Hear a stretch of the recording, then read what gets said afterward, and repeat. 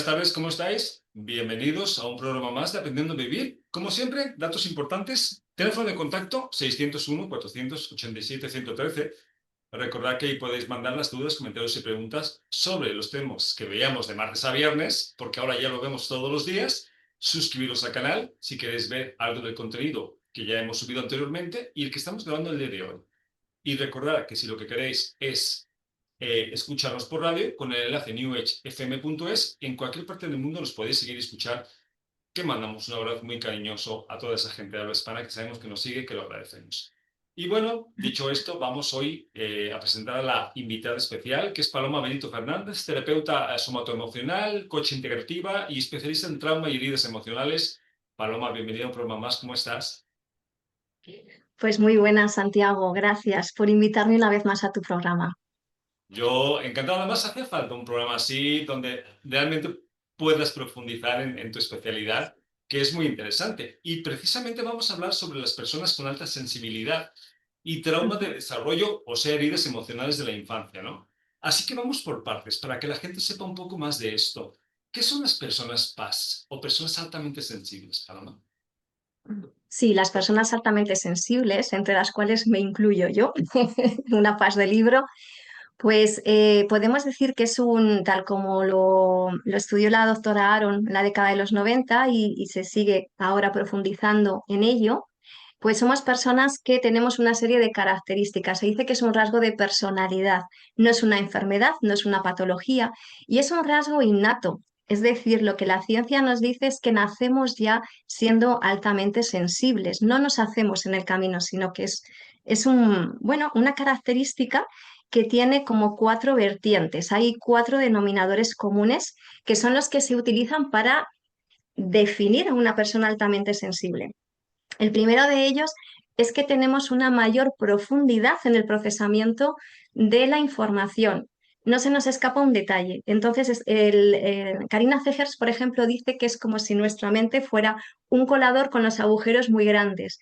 Filtra poco y entonces recibimos mucho.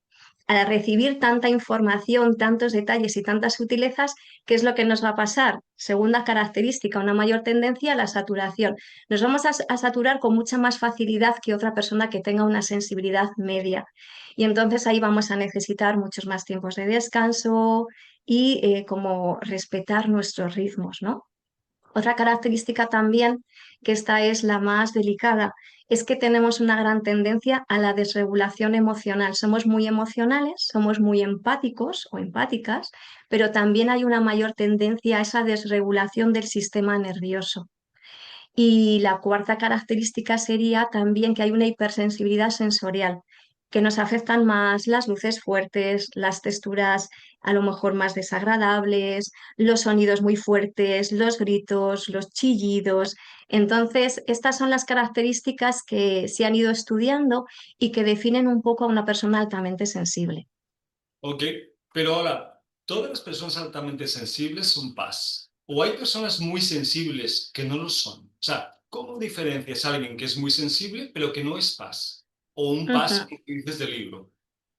Sí, pues es una muy buena pregunta, Santiago, porque quizás una persona muy sensible podríamos hablar de una hipersensibilidad emocional o de una hipersensibilidad sensorial y no necesariamente ser una persona altamente sensible. Y de hecho, luego hablaremos, pero cuando hay heridas emocionales, cuando hay trauma de desarrollo, lo que sí que se suele dar es una hipersensibilidad emocional. Entonces no es exactamente lo mismo porque puede haber una persona que tenga esa hipersensibilidad a la hora de gestionar sus emociones y una gran tendencia a desregularse y sin embargo a lo mejor no tiene un procesamiento de la información más profundo o no tiene una percepción más sutil de los estímulos como las luces, los sonidos que comentábamos antes. Entonces sí que se establece una diferencia entre estas cuestiones. Hipersensibilidad sensorial sola, sin las otras características, hipersensibilidad emocional, más ligada a las heridas emocionales, y luego estas otras características que son las que definen desde un punto de vista como más científico a las PAS, personas altamente sensibles. También se les llama sensibilidad de procesamiento sensorial, es decir, como que el nombre técnico de las PAS son personas que tenemos, y me incluyo, estas características. Entonces, no es todo lo mismo, aunque sí que está relacionado y hay lugares de intersección entre unas cosas y otras, como vamos a ver a lo largo del programa. Ujú. Esto quiere decir que habrá muchas personas por el mundo que son PAS, que tienen muchos problemas a la hora de socializar o vivir Ujú. relaciones precisamente por su alta sensibilidad, pero como no lo saben, lo pueden achacar a otras cosas. Ahora, vale, yo ya sé que soy PAS, lo acabo de descubrir, ¿no? ¿Cómo me trato? ¿Qué le digo a las personas que están en contacto conmigo, ¿no? Porque claro, eh, tengo que dar algún aviso, o sea, cuidado, o sea, no me puedes hablar de la misma forma. ¿Cómo lo hacemos, Paloma? Pues mira, lo más importante primero es que la persona que va descubriendo, quizás por lecturas, quizás por programas como este, ahora mismo tenemos internet lleno de información y tenemos también la Asociación de Paz España, donde hay un test específico gratuito que cualquier persona que nos esté viendo lo puede hacer y luego le llega un resultado de qué tanto por ciento de sensibilidad tiene, ¿verdad? Pues aquí hay formas de identificarlo. Lo primero es que la persona lo identifique. Y entonces ahí entramos en una cosa muy interesante que es el autoconocimiento, es decir, ¿quién soy? Me pasa todo esto, me identifico con este rasgo, ¿vale?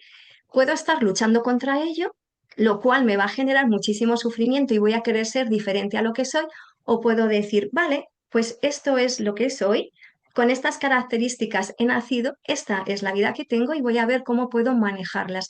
Y una vez que entramos en nuestro propio autoconocimiento y en el respeto hacia nuestro propio rasgo, ya es más fácil, Santiago, lo que tú decías, que a las personas de nuestro entorno, ya sea familiar, laboral, le podamos decir, mira, perdona, es que yo tengo una sensibilidad más alta y entonces si me hablas muy fuerte o si me chillas, me voy a poner más nerviosa, más nervioso, voy a necesitar que lo hagas más calmadamente o mi ritmo es más lento.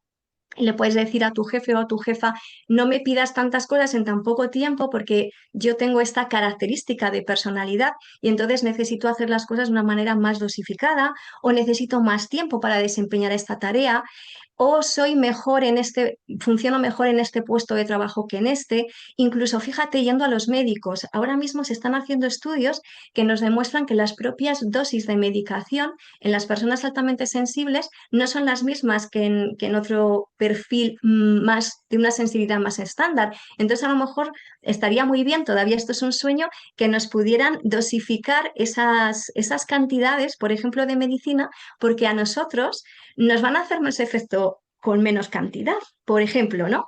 Entonces, lo primero es nosotros conocerlo y después poquito a poco ir sensibilizando a nuestro entorno para que también no nos llamen neuróticas, melodramáticas, es que eres muy sensible, es que eres muy rara. A veces hablo en femenino porque es las personas altamente sensibles, pero incluimos, por supuesto, a personas de distinto género. Y, y desde ese autoconocimiento y desde ese respeto hacia nuestro rasgo, es más fácil sensibilizar al entorno. De otra manera va a ser muy complicado, ¿no? Y decirles, no, mira, es que no es que me pase nada raro, no tengo ninguna patología, simplemente soy así y necesito para mi bienestar y para mi funcionamiento, mi funcionalidad, pues que lo hagamos de esta manera. Y hay personas que lo recogen bien, hay personas que dicen, estás contándome un cuento, va a haber un poco de todo, pero por lo menos ahí estamos, ¿no? Y ahora que hablas de sexo, normalmente, ¿dónde se da más las personas PAS? ¿En la parte femenina o en la parte masculina? ¿O es por igual? Hmm. Mira, se han hecho estudios también recientemente sobre este tema. De hecho, a principios de año, una de las científicas que hay en el Comité Científico de Paz España estuvo haciendo un estudio sobre esto, un estudio estadístico. Y lo que se ha descubierto es que es más o menos un 20% de población quien presenta este rasgo, pero está más presente en las mujeres que en los hombres. No significa que no haya hombres altamente sensibles, pero está más presente en las mujeres. ¿Me estás diciendo que de la población total hay un 20% de personas PAS? Sí, más o menos. Es una barbaridad de gente. Sí, es bastante. Es un porcentaje alto, sí. Una quinta Pues parte, ¿no? Es muy importante quien esté escuchando este programa porque a lo mejor lleva años sufriendo este tipo de situaciones que piensa que tienen que ver con la bipolaridad, con alguna neurosis o con qué Ujú. cosa y resulta que simplemente es que eres altamente sensible, ¿no? Daire, Sí. Ama, ¿se considera realmente en serio este tipo? Me refiero, si tú vas al doctor, a un hospital, a nivel general, o más bien, o están un poquito así como de, ay, ay, eres sensible, no me fastidies. Más bien lo segundo, Santiago, más bien lo segundo, falta muchísima información, tanto en el ámbito sanitario como en el ámbito educativo. Yo me he dedicado muchísimos años a la docencia antes de estar ya plenamente en el ámbito de la terapia y del acompañamiento y he trabajado con alumnos, adolescentes altamente sensibles. Y yo sí que era capaz de percibir todo eso, pero porque estoy en el ajo, ¿no? Pero yo tenía muchos compañeros que decían, va, es que este chico, esta chica es, bla, bla, bla. Y muchas veces incluso esos adjetivos son un poco despectivos, ¿no? Es que es demasiado X, ¿no? Y efectivamente no hay mucha concienciación sobre ello desde PASE España y desde APASE, que son las dos grandes asociaciones que tenemos en España sobre la alta sensibilidad, pues estamos haciendo toda la difusión que podemos a través de los más media y demás, pero no es muy fácil. De momento más lo segundo que lo primero, Que se me lamentablemente te diría. lógico sabiendo la cantidad de gente que está en este estado, ¿no? O sea, si dijeras es Sí. que es un 1% de la población, pues todavía lo entiendo. Pero hablando, o sea, habiendo tanta gente, bueno, pero cosas del ser humano. Y a nivel personal, Paloma, ¿a ti qué es lo que más se te ha dificultado a la hora de ser persona paz? Porque esto le va a interesar a muchas personas, a muchas personas que lo sean, ¿no? A ti a nivel personal, ¿qué es lo que más has dicho? No puedo con esto, me cuesta mucho trabajo. Pues mira, Santiago, en mi historia personal, que por eso estoy en este ámbito, ¿verdad? Porque yo necesité también encontrar respuestas a mis dificultades y ha sido un largo periplo de muchos, muchos años de terapia en terapia, de proceso en proceso, probando mil cosas. A mí me pasó algo interesante y es que yo descubrí mi alta sensibilidad después de descubrir que llevaba también una historia de trauma de desarrollo, ¿m? Que luego comentaremos lo que es. Entonces, mi puerta de entrada a la introspección, al autoconocimiento y a la gestión de esas dificultades que ahora voy a comentar no fue desde la alta sensibilidad, fue desde mi historia de trauma. Y luego fui viendo que hay como lugares de intersección entre una cosa y la otra, aunque no es lo mismo, no todo A es B y no todo B es A. Entonces, ¿qué es lo que a mí me costaba más desde muy pequeña? Lo primero que me sentía súper rara. Esto es una cosa que compartimos todas las PAS. Es como que no encajamos en este mundo, ¿no? Porque las personas nos están diciendo permanentemente, es que eres muy tímida, es que eres muy sensible, es que haces de todo un mundo, es que te ahogas en un vaso de agua. Bueno, pues todo eso me pasaba a mí, pero desde que era un guau.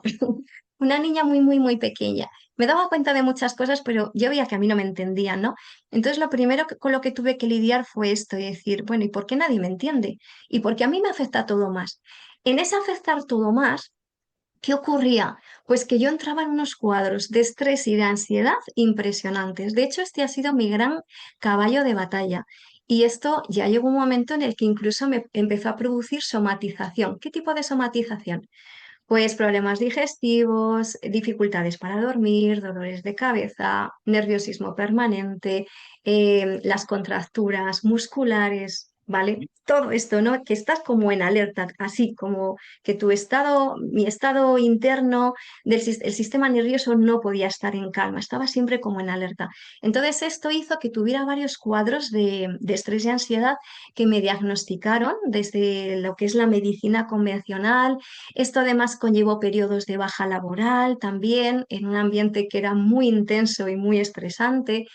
Y al final lo que vi es que había un poco de las dos cosas.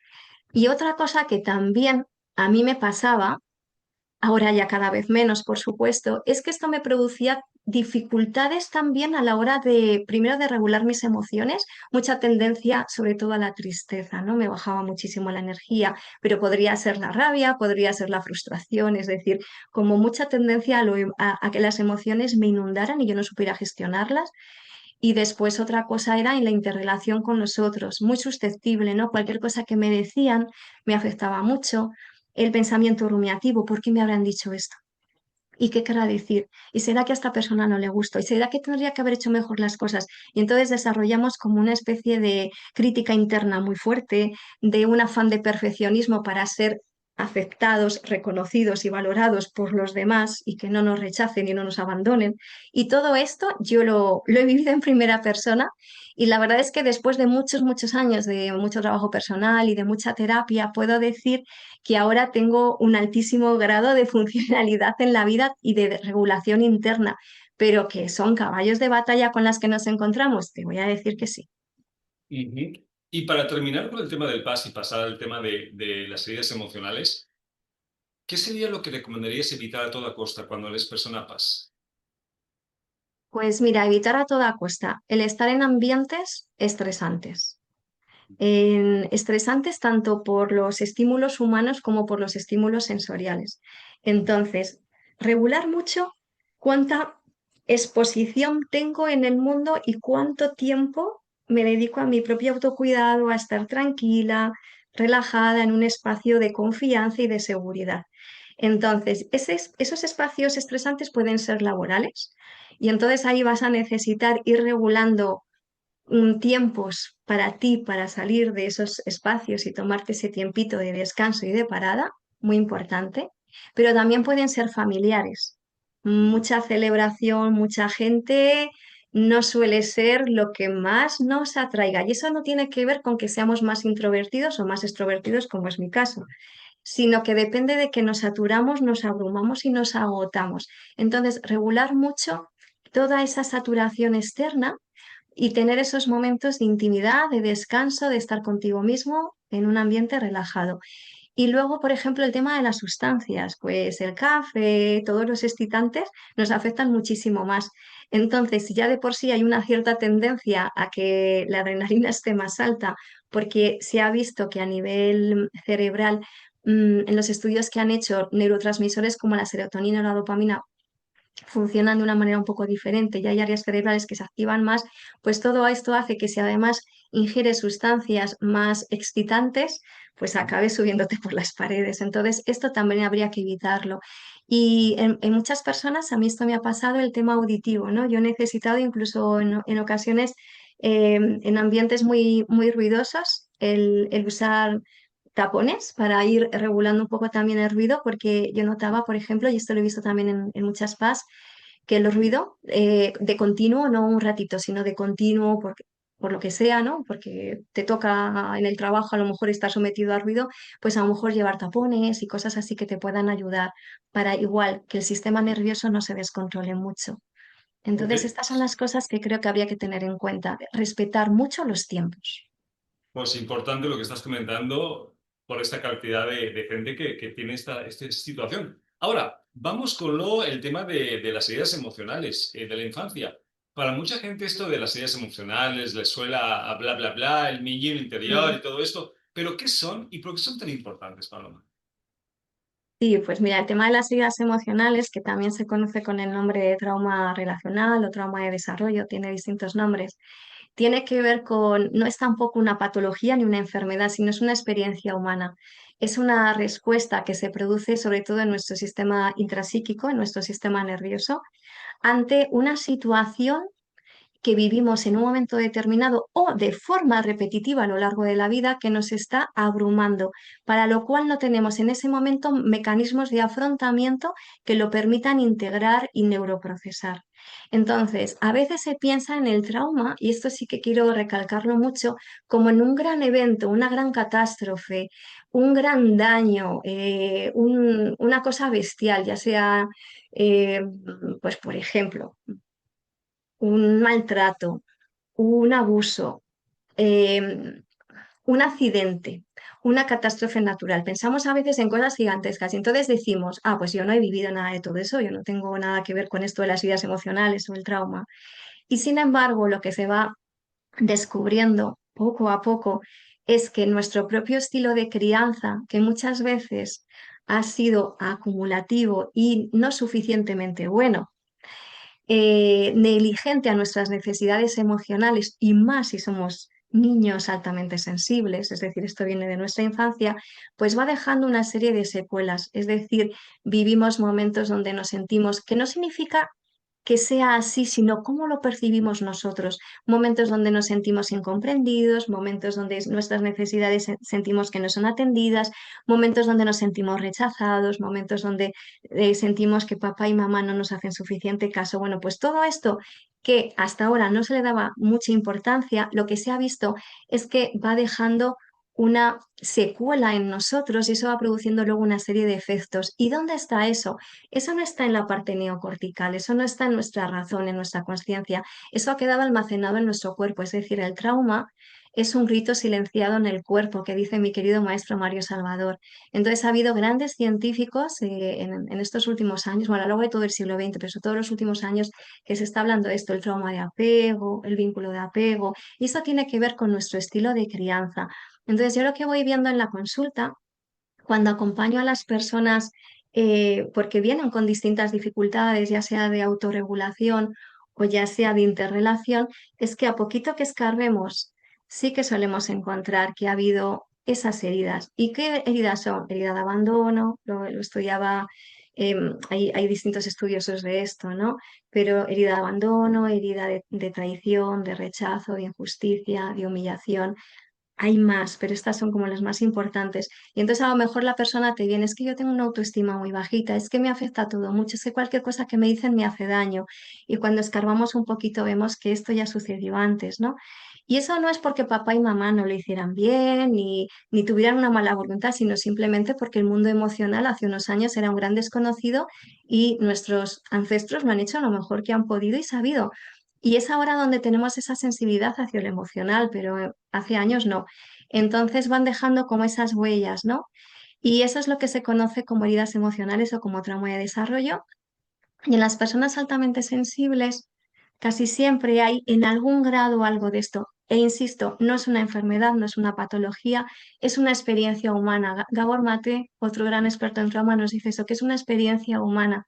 Y es esa manera en la que nosotros vamos recibiendo todos esos estímulos. Y hay una cuestión, cuando somos pequeñitos no tenemos los mecanismos de afrontamiento que luego elaboramos de adultos, ¿no? Por eso también se llama trauma de la infancia. Y viven dentro de nosotros, como tú bien decías, Santiago, niños y niñas, no solamente un niño interior o una niña interior, eso de sana tu niño interior, no, es que hay muchos niños y muchas niñas, y muchos adolescentes, y muchos bebés, y muchos jóvenes, y muchos adultos.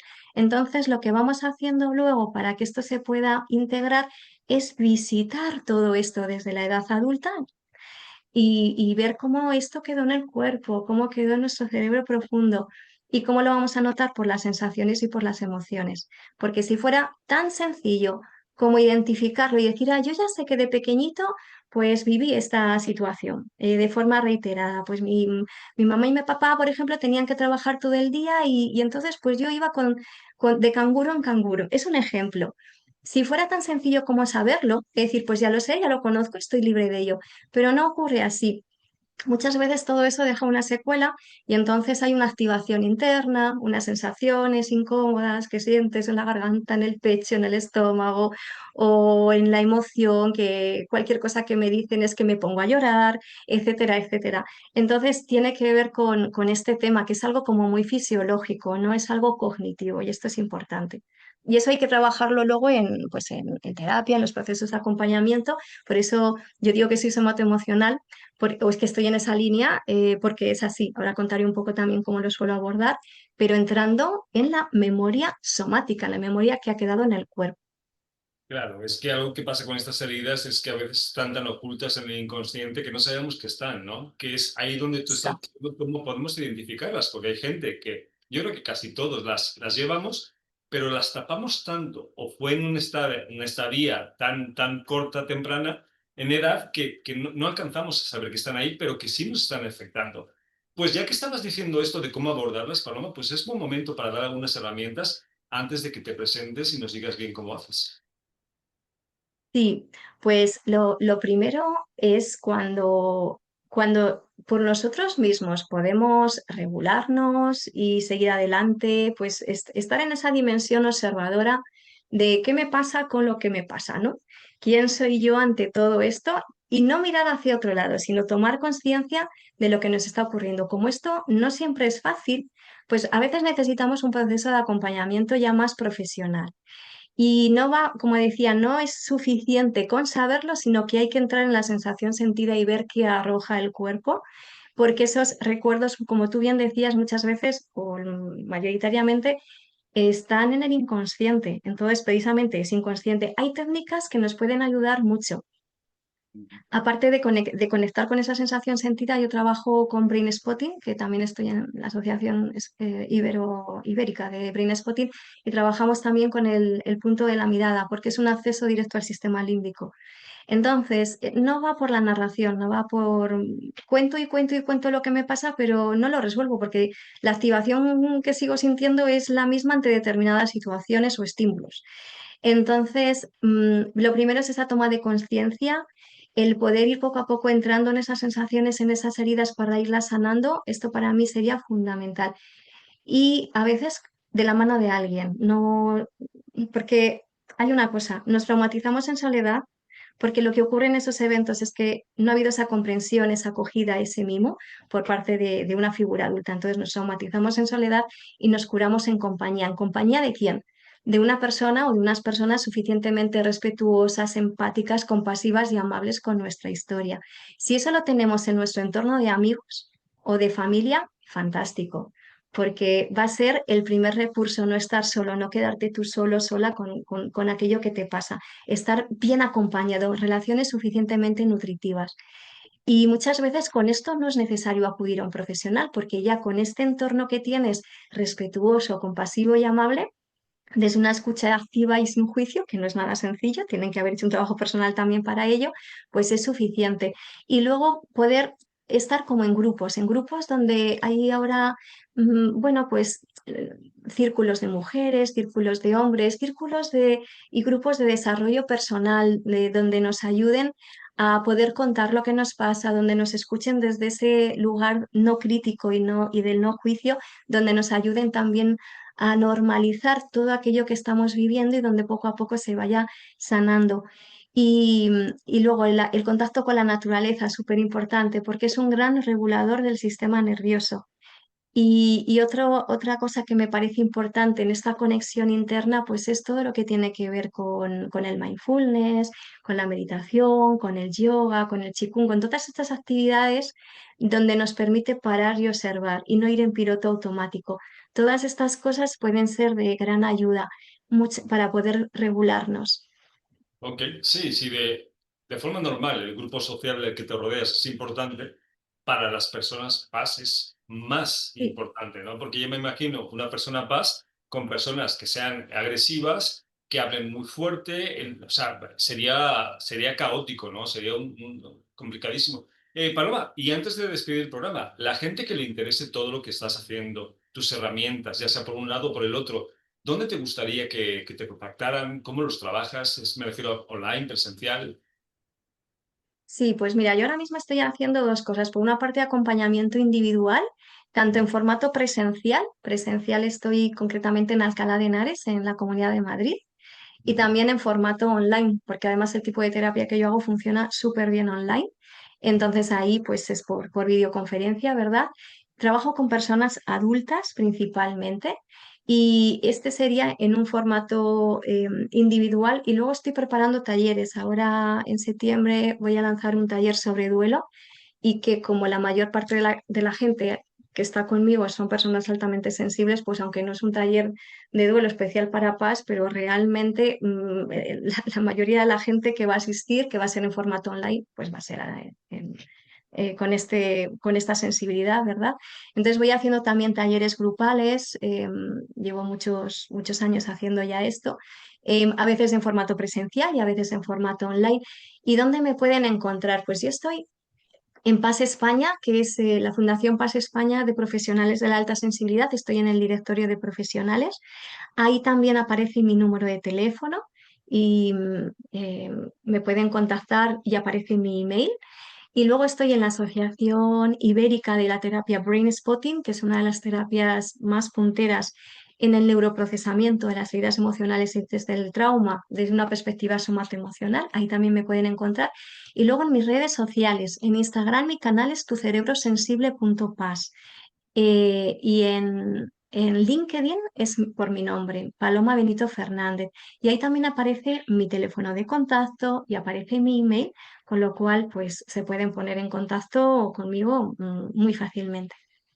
Pues ahí tenemos toda la información, que además me parece maravilloso que hagamos estos programas de esta forma para que la gente entienda realmente la importancia tanto del averiguar si es una persona paz, cómo convivir con una persona paz, que no hemos hablado de Mm, ese tema, pero ya lo hablaremos, porque una cosa es que tú lo seas, otra cosa es que luego te toque convivir sí, con una persona paz, y algunas preguntas que se han quedado sobre los traumas de la infancia que seguramente veremos en otro programa. Pero Paloma, como siempre, agradecerte por haber estado hoy con nosotros. muchas gracias. Gracias, Santiago. Un placer, como siempre. Y a los que nos estáis escuchando, recordar, teléfono de contacto 601-487-113 y lo más importante, de verdad, que tú sí nos importas. Nos vemos el programa que viene. Un abrazo a todos. Ujú. Muchas gracias. Un saludo.